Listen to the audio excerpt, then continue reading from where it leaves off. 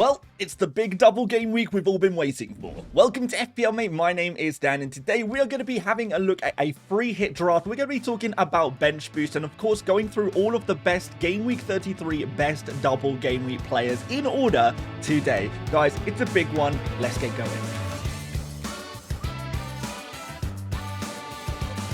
So this video is in chapters and we're going to cover a lot of stuff that is going to be super useful for you no matter what chip strategy you are going for right now or you're just looking to make some transfers. We've got you covered and we're going to start off right here with the best players from each team who have a double game week this week. And we're going to start off with Arsenal. We're going to do it in alphabetical order. That seems the fairest way. But it has to be said that Arsenal probably have the best double game week of all of the teams this week with Ipswich away and Crystal Palace at home. First fixture against Ipswich is a very nice fixture, of course, and even Crystal Palace at home is a little bit easier than some of the other oppositions that the other double game week teams have to face. So it's a pretty good double game week here. So a triple up on Arsenal, I think, is going to be essential ahead of this week. But which players are we looking to pick up? And the first player on my list, on my shopping list, would certainly be Saka. So whether you're on a free hit or you're just looking to make transfers, definitely Saka would be top of the list here because he is back. He is playing really, really well. And although the minutes haven't been there so far,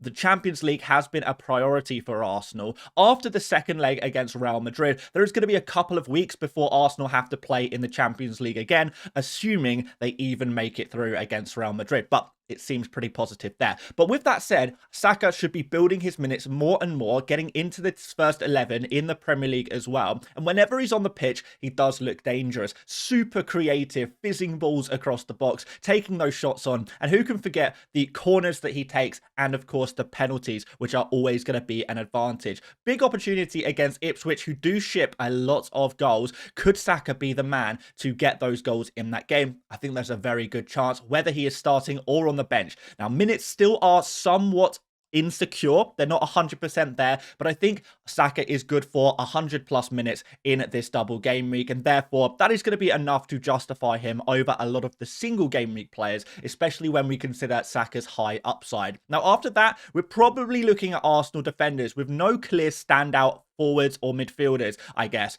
Saliba is the most secure of all of the Arsenal defenders. He is the best player for your minutes. 6.5 million, a little bit expensive, but he is doing really well for bonus points as well. And even though that hasn't necessarily been shown, when we look at the underlying BPS point system, we've seen that if Arsenal were to keep a clean sheet in the last two games, and you would say that Arsenal definitely should have kept clean sheets in the last two game weeks, Saliba was on for huge bonus points because of the actions he is performing on the pitch.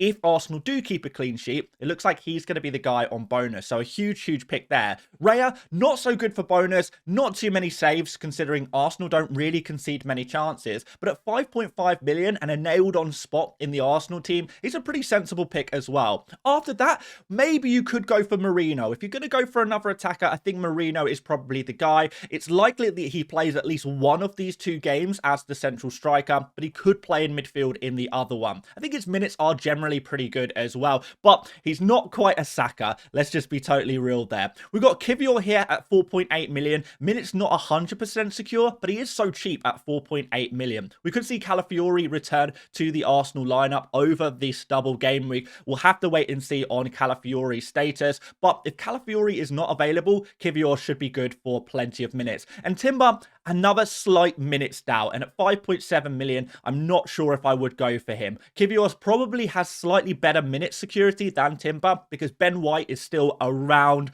roughly, could be ready for the double game week coming back into the team. So there is some risk there. We of course saw Partey play at right back in game week 32 as well. So just a small risk there for Timber. If you already have him, fine. But if you don't have him already, I would certainly be looking at Saliba and Kivior as Arsenal defenders ahead of Timber. Moving on to Aston Villa, and Morgan Rogers is going to be at the top of this list. 5.6 million, bargain midfielder, and he's been brilliant all season. Really secure minutes as well, which is really saying something in this Aston Villa team because even Aston Villa fans will admit it is impossible to predict Aston Villa lineups right now. Their squad is so deep, they have so many players, and they're still in so many competitions. Champions League to play in the midweek this week. They've got the FA Cup during the same time as Game Week 34. draw takes place, which is why they have a blank in game week 34, by the way, guys. And therefore, it is super tricky to pick out who is going to play each game. But Rodgers seems to be a mainstay. He will just keep playing and playing and playing. And Aston Villa, it's not like they're going to go weak in the Premier League. Premier League is probably the priority competition right now, with Aston Villa with a seriously good chance of Champions League football this season.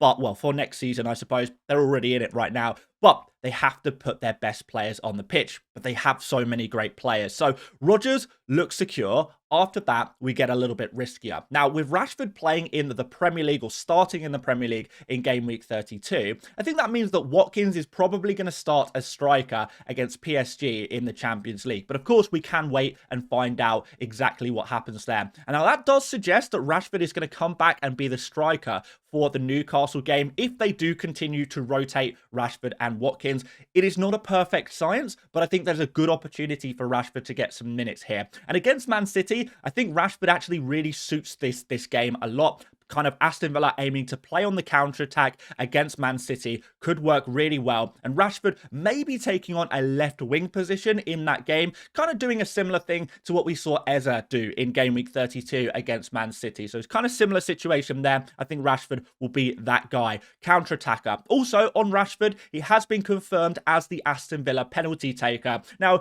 he wasn't on the pitch for the 2 penalties in game week 32, which is a little unlucky. But if there's more penalties in the double game week against Newcastle and Manchester City, then Rashford will be the man to take them as long as he is on the pitch. After that, Watkins at 8.9 million probably has similar minutes potential as Rashford over the double game week, but it's more likely he plays against Man City than Newcastle, at least starts against Man City than Newcastle, which does make things a little tougher. That is the worst of the 2 fixtures, you would probably say. But in general, looking at the top Aston Villa players, they are all attacking players, because when you look at Newcastle and Man City, clean sheets are not exactly going to be easy to come by when you're playing 2 in-form attacks in the Premier League. That's why Martinez is probably the best defensive asset, because even if Aston Villa can't keep clean sheets, you know Martinez is going to face a lot of shots, which could lead to save points. And I guess with double game weeks, you never know when something crazy or weird is going to happen, like Aston Villa keeping a clean sheet during this double game week. It could definitely happen. We could definitely see Aston Villa keeping a clean sheet. They've been pretty good for clean sheets recently, but they haven't played any super good teams outside of, you know, PSG, where they did, of course, concede in that game. Quite a few goals, might I add. So definitely should be said that the defenders are less of a priority for Villa than the attackers. So we have got Konsa here as a nailed-on defender. I think other defenders are going to be far more minutes risk than the likes of Konsa. So Konsa is your nailed-on defender. And finally, we've got Asensio, who I think has dropped down in the pecking order a little bit. I think minutes are maybe a little insecure for him. I see his minutes are slightly behind the likes of Rodgers, Rashford, and maybe even Watkins. So he is still a decent pick for sure. If you already have him, I wouldn't be looking at selling him, but Rodgers, Rashford are probably the midfielders of choice right now for Aston Villa ahead of this pretty tough double game week, but goals could still be had even if clean sheets aren't necessarily going to be there. Crystal Palace are another team where defenders are probably not going to get a huge amount of points. Bournemouth have been pretty weak defensively, but they are continuing to score goals. So can we expect a clean sheet in this game? Maybe, maybe not. But it is at home. Arsenal away, on the other hand, I don't know what to think about this one. There's not going to be too many goals scored for Palace against Arsenal. But Arsenal, as we know, do have a knack of conceding random low XG chances. Even though they are a great defense, they're doing everything right in terms of the numbers, they do often find a way to concede goals. And it's just going to be a case of guessing who is going to be the player to score that goal. Could it be a player on the counter-attack? And if so, are we looking at Eza, Mateta and Sarr as your counter-attacking 3 players in that Crystal Palace attack? We've seen them do it before. Maybe the wingers slightly more kind of at an advantage in this game.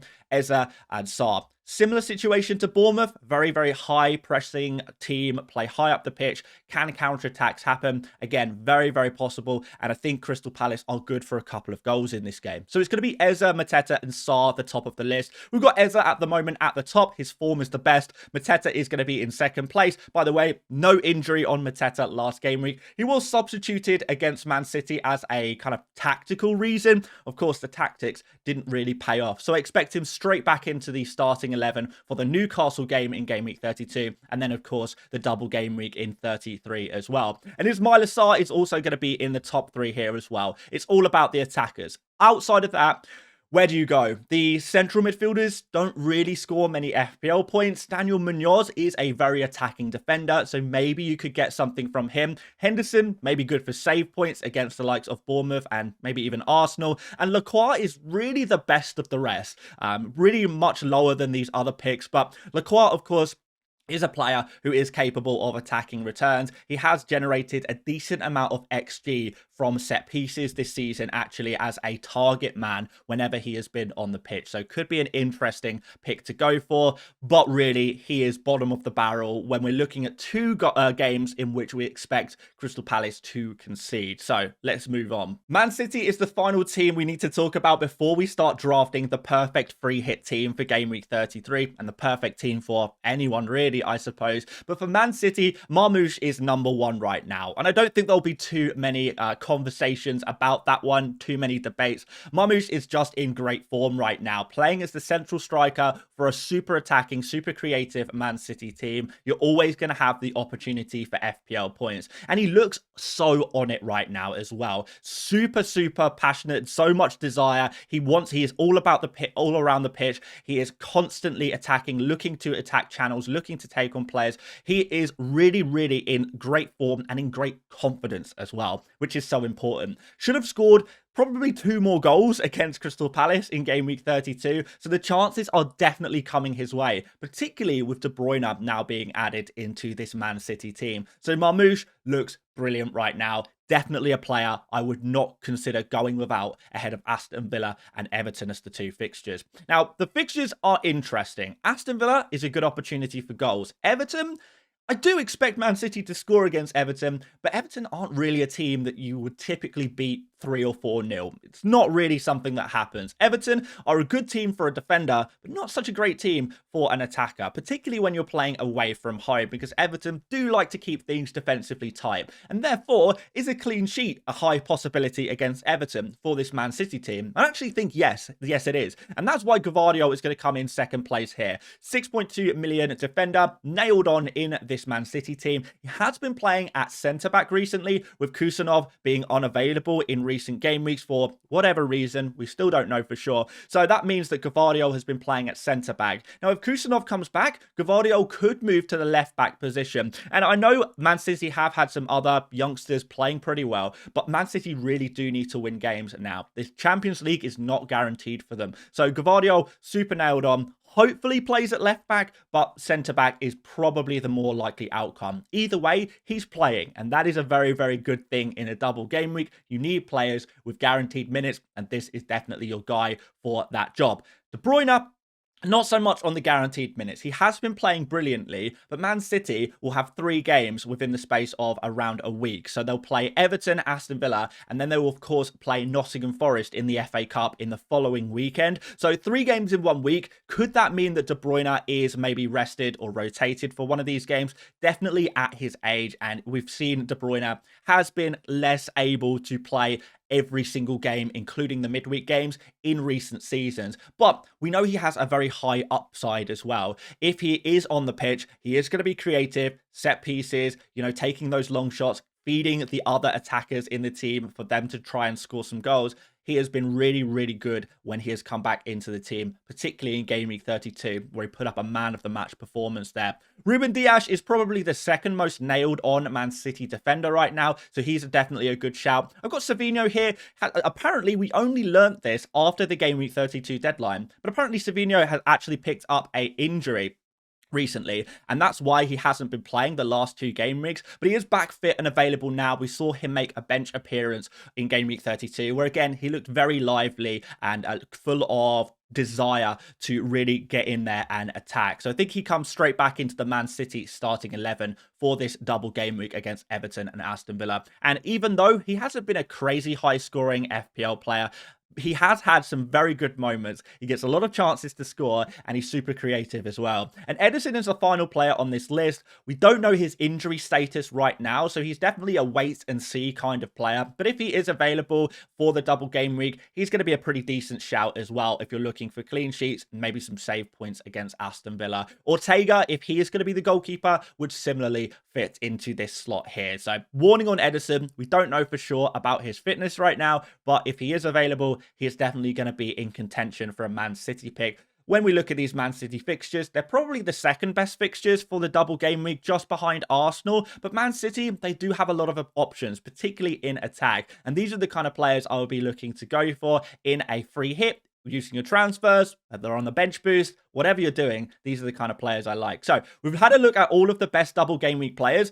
but we can only pick 12. 3 from each team, 4 double game week teams. There's going to be a few single game week players as well. Let's make a free hit draft using all the information we have now and include a couple of nice single game week players as well. So at this halfway point in the video, a quick reminder to like if you haven't done already. It really does help out the channel so much. And if you love FPL as much as me, make sure you subscribe to follow along with more FPL tips. So I built a Game Week 33 free hit team, but again, if you are just using transfers, I think you will still be able to build something very similar to this, even without the use of a free hit. So let's see what we've got here. The team costs 103.8 million. If I was building a free hit team and I was looking to make the most basic standard template team, this would be it. And then of course after that you can add your own spice to it, but this will be the super basic template, safe, sensible and straightforward players throughout the team. But of course, like I said, if you want to add some spice, absolutely go for it, but maybe start here as a template. So it costs a little bit of money. You're going to see why shortly. In reality, if your budget is smaller, you're going to have no problem building this team, certainly for a free hit. So let's go in goal first of all. We have got Raya against Ipswich and Crystal Palace. We spoke about the Arsenal defence and how they are a stronger defence and than they are an attack.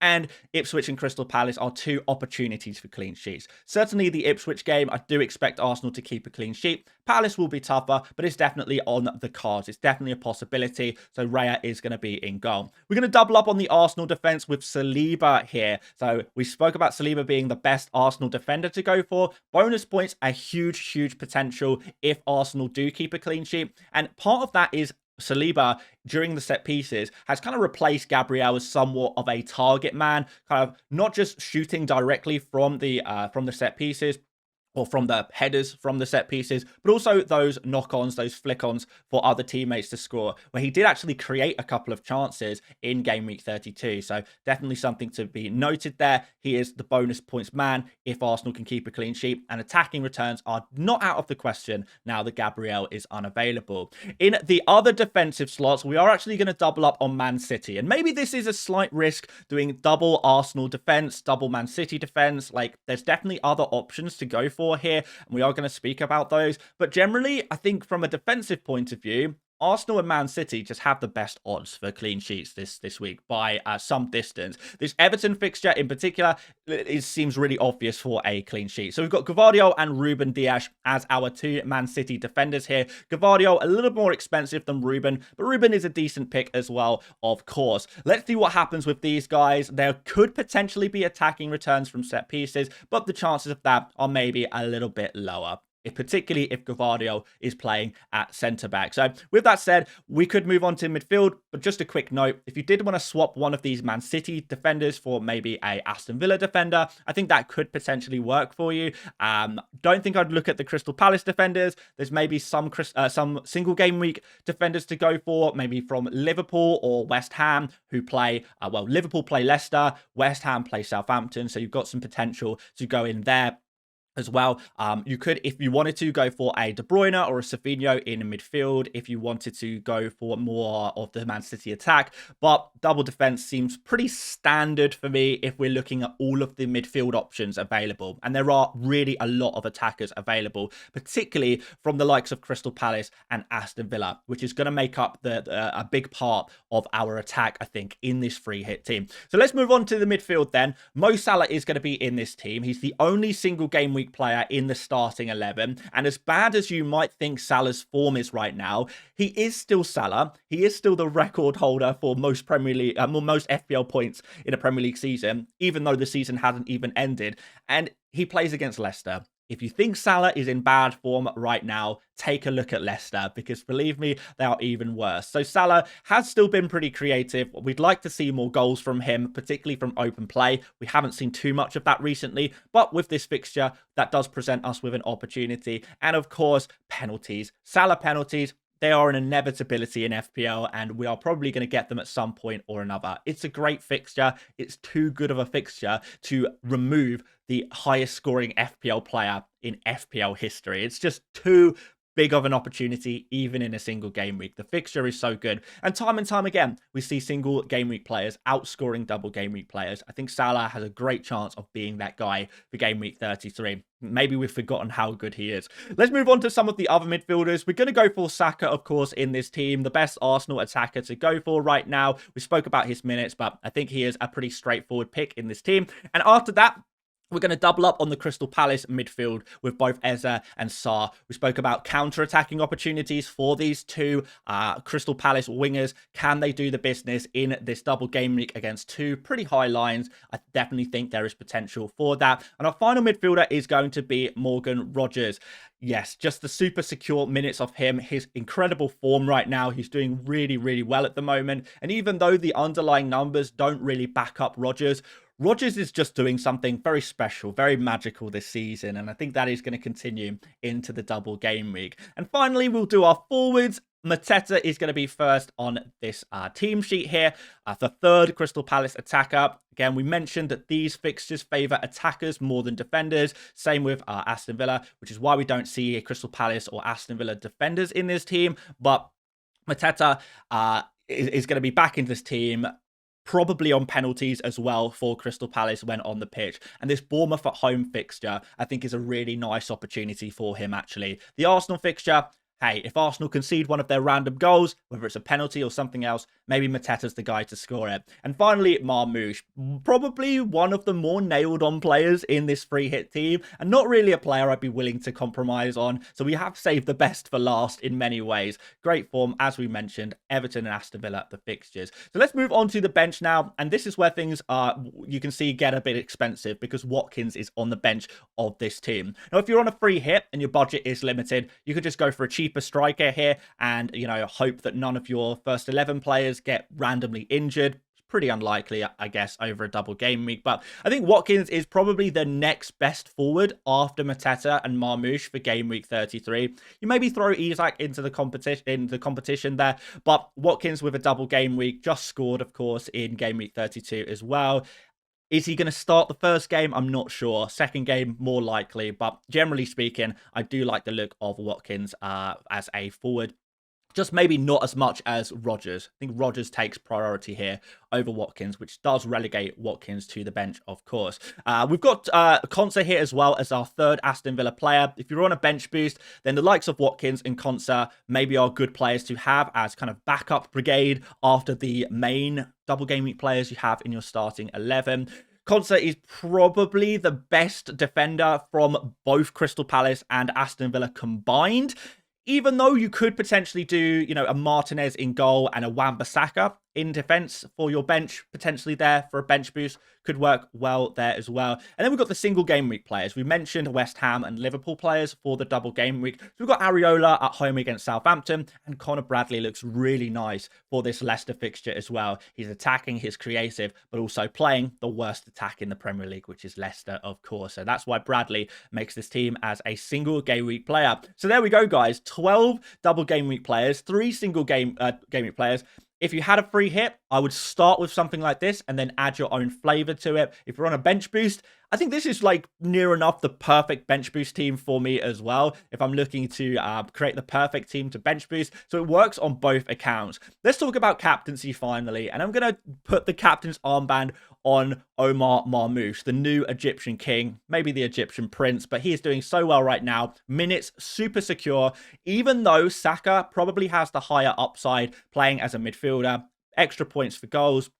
extra points for the clean sheets as well, and maybe has the better fixtures as well, Saka. However, the minutes insecurity around Saka may lend itself to Marmoush being the safer captain. So again, this could be another opportunity to add your own spice, add your own flavour. Marmoush is going to be the popular template captain for Game Week 33. But if you're feeling a little bit riskier, looking for that higher upside, then maybe Saka is your guy. We need to keep an eye on Champions League minutes for Saka. If he plays 90 minutes against Real Madrid, I think that really favours Marmoush as the captain, even though I would still include Saka in the team. But if Saka maybe plays less minutes against Real Madrid, that does look good for his minutes in the Premier League. So I guess we'll have to wait and see on that one. But this is what I've got right now for the team. Let me know what you think about it. Which little bits of spice and flavour would you add to this team? Is there anyone you feel is missing from this team that you think is going to absolutely smash it in Game Week 33? Let me know in the comment section. I'm always keen to read your guys' comments and opinions, and of course reply to a lot of them as well. So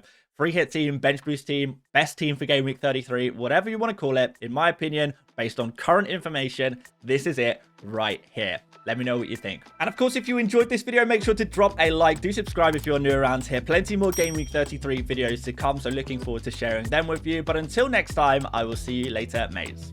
Bye-bye.